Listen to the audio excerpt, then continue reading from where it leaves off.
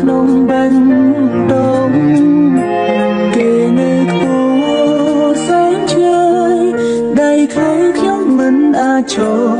ចិត្តគួចពងបានត្រឹមតែក្នុងក្តីស្រមៃតើខ្ញុំគួរតែធ្វើយ៉ាងណា